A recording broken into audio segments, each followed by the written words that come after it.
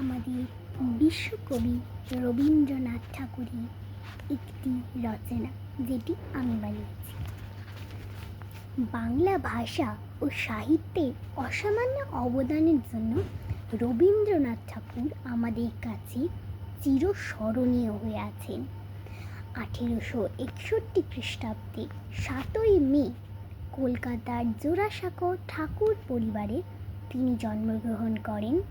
তার পিতার নাম মহর্ষি দেবেন্দ্রনাথ ঠাকুর ও মাতার নাম সারদা দেবী। শিশু রবীন্দ্রনাথ অল্প দিনের জন্য বিদ্যালয়ে পড়াশোনা শুরু করেছিলেন।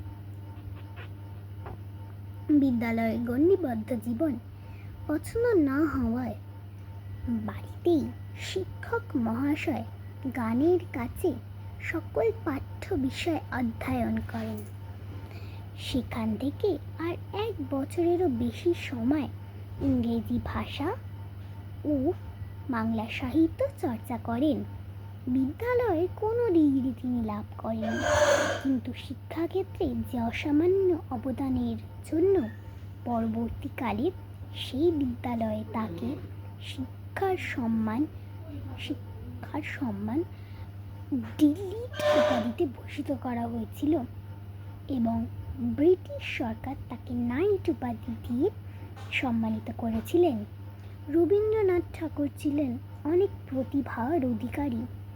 কাব্য, নাটক, উপন্যাস, ছোট গল্প, চিত্রকলা প্রভৃতি বিষয়ে তার ছিল অসাধারণ প্রতিভার। 1913 খ্রিস্টাব্দে গীতাঞ্জলি কাব্যগ্রন্থ রচনা করে তিনি নোবেল পুরস্কার পেয়েছিলেন।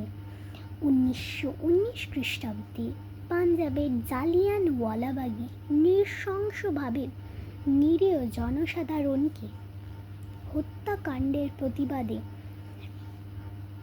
ব্রিটিশদের দেওয়া নাইট উপাধি ত্যাগ করেছিলেন।